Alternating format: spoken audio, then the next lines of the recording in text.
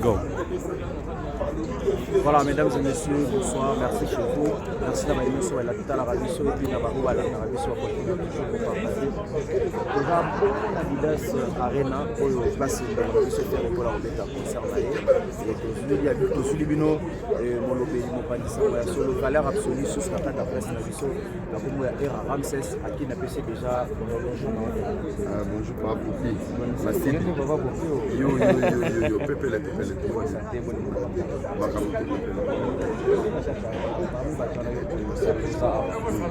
oui, nous d'abord on a fait 12 heures na salle de bokozi eza na yezo bachi ya département na biso ya mosalaki bandeko mpe biso baza bandeko ya presse. On a voulu honorer la presse na bato nyonso qui ont poussé cet événement. Donc yangi eza mpo batisa biso babaji mpona accès apres tozonga bandako tozonga tolobani bato nyonso baza awa bango nyonso baza ya presse. Ouais, il y a un mélange, il y a la presse, il y a les influenceurs, il y a aussi les influenceurs professionnels. Pour avoir des gens, il ne faut pas côté avant. Nous, on a vraiment des gens comme qui donc par exemple tout à l'heure. Donc vraiment mélange, donc voilà. Voilà. La situation est passée là. D'abord, pour la situation, au cours de bon, pour la situation, moi je pense que faire vraiment Bali. Donc il y a combat. Il y a musique qui est dans le monde. Et moi je peux rassurer au boulot la plus grande fierté dans le monde. Faire un les manions c'est un orchestre et faire collaborer à Binara. Et c'est la plus belle fois où on a les lots en Afrique centrale et en Afrique mobile. Donc les manions sont réunis déjà dans la carte. Ceux qui situation sont mêlées par rapport à la visa et qu'ils ont dérangé pour battre Balingara, mais en vrai de vrai, il a tout ce qu'il faut dans la carte pour l'orchestre.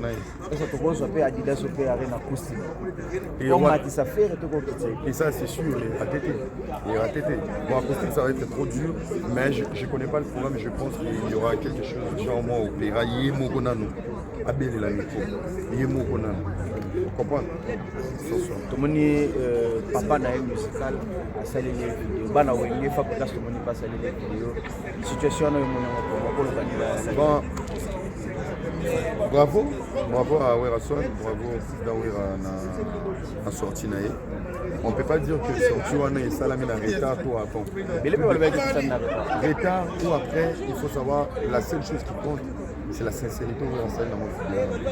Parce que Zidane, si vous voulez, on n'allait pas faire appel au clan où il est en pas à signer. Donc on est des éléments le monde en part, et ça la sika.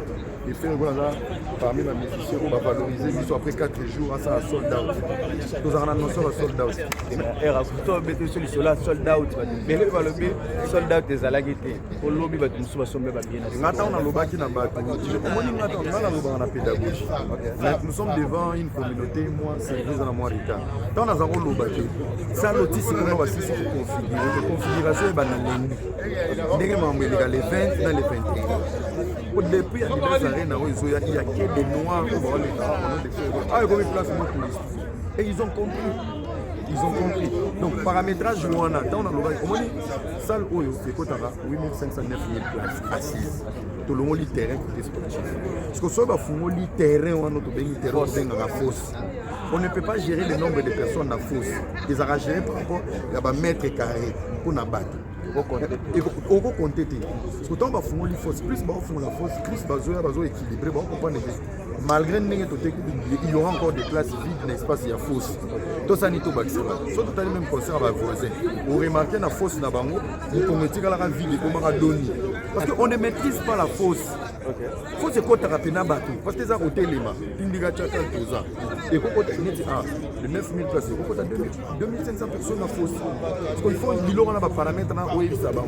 Mais bon on va canaliser ça la 8000. Mais 8000 on est dans le département de sport. L'événement mondial a un nuancé public il y a fosse. Mais tu ne peux pas te dire exactement combien. Bon, il faut veiller sur la sécurité aussi. Mais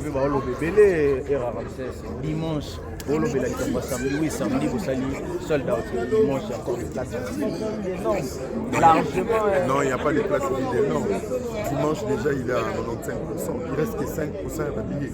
Moment ni maman il est lelo l'on attend sur l'amour à billets ici. Mais déjà c'est réussi. Oui, parce qu'on a vu sur bêta la photo. Bah ça va sold out bêta plein. Il faut faire la différence entre les pleins et les sold out. Différence c'est ça. Différence c'est ça. Sold out ça veut dire il n'y a pas de billets à vendre. Donc il n'y a pas de place. Mais plein c'est ça que lorsqu'on arrive à réunir 80% il y a événement, on est dans les bons. On est dans les bons. Ah ben sinon comment era et le gros souligner ça tout signifie on a banni ko batala. Il y a une grande différence entre plein et sold out. Merci beaucoup. Et là il faut faire la différence entre les pleins et les sold out. Sold out est dit au loba. Billet ya kusomba ezati. Complet. Naba billet au batu pas monter ka. Il y a des commerçants, ça ne marche pas. Il y a des gens au batu la quoi. Tant ba fumoli billet bato na ba somba en remis sombe la 20 billets. Na prix normal oui ça va. Mais à la veille net ça nous pas bien biso. Ba billet à 5 €, ba 300 mais ba bon somba. Il le repère de projet sous situation et moi là era c'est comment ba billet là va monter comme moi pas beaucoup pas. Mais non, eza yo, eza quoi, eza business. Eza quoi là? Non, mais il faut expliquer bah. On dit toute sa différence. On doit faire la différence entre les pleins et les soldats. Bah monsieur qu'on connaît bah bêta pas. Et bah ça la soldat. Bah ça la soldat bah table na Brazza. Vous comprenez? Mais soldat eza que billetterie et kangami, mundela dit que kangami complet. Parce que on va fumer ya beaucoup configurer ce bobi. On peut encore ouvrir, on essaie. Parce qu'il y a eu des concerts avant faire. Et que les gens vont paramétrer ça. Si on a paramétrer, est-ce qu'on va là? On a vu encore des places. Dites à l'artiste, est-ce qu'on ne peut pas rajouter des places? Ma place, on va vacciner qui n'a fait sur les gars comme nous. Toute dernière question. Est-ce que c'est vrai que pour faire le midi, il faut faire la propre image?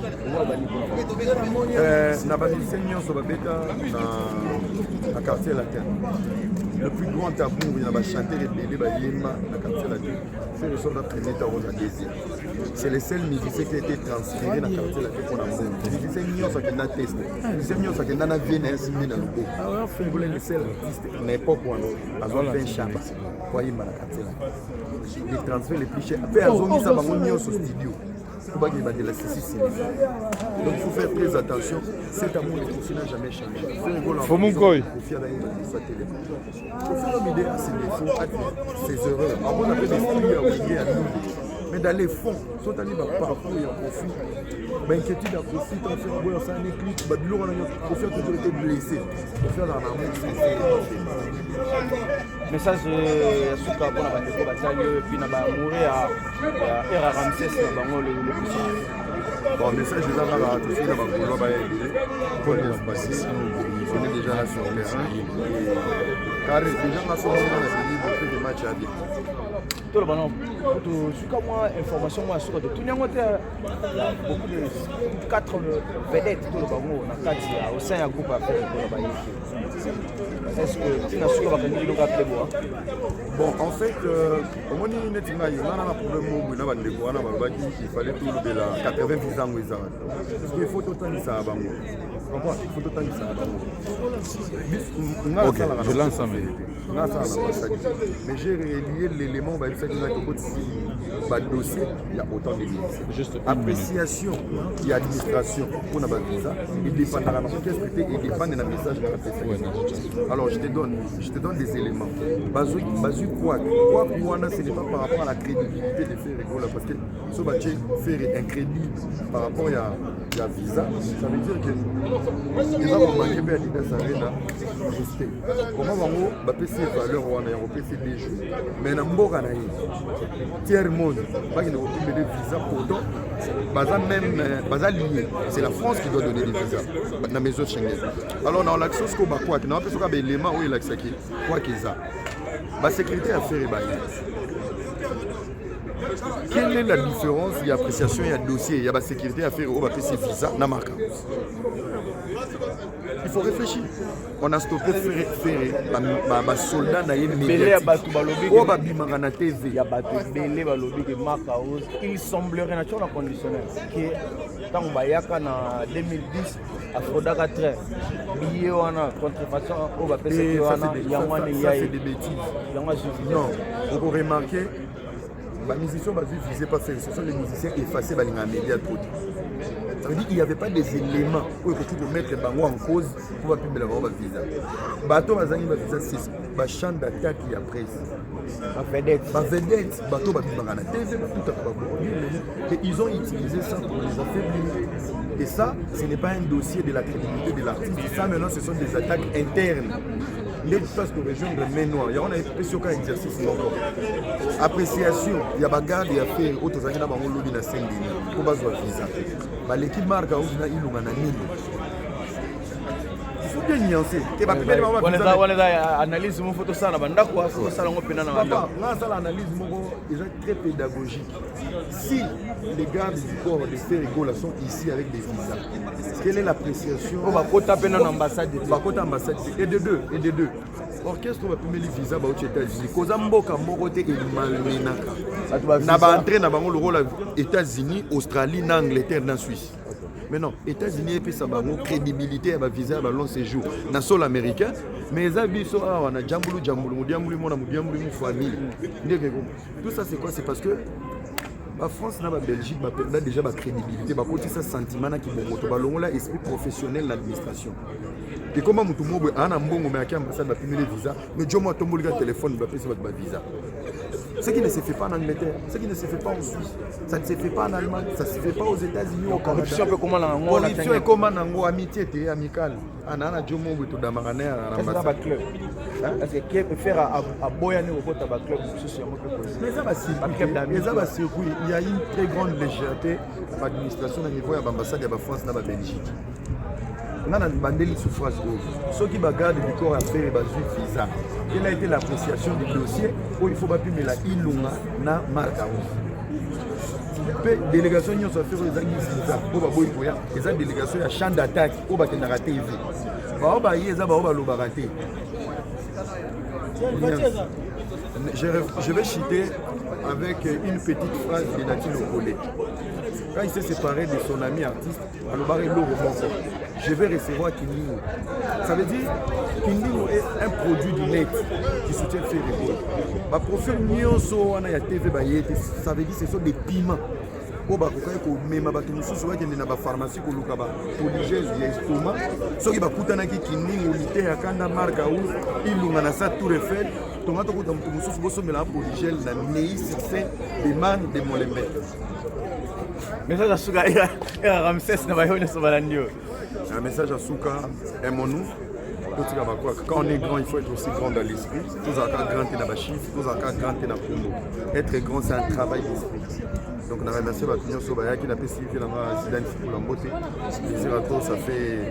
Ça fait longtemps dans mon été. On a pas suivi Killer Kibesi. On a aussi Maman Sebele Bazawa. Merci beaucoup pour le micro. Et que la fête commence. Merci à toi, Ira Ramsès. Voilà. Zidane Fokola toujours, nous avons très bien on va le bien nous côté le bisabango. Donc on va constater que tout le monde bakali. Ok.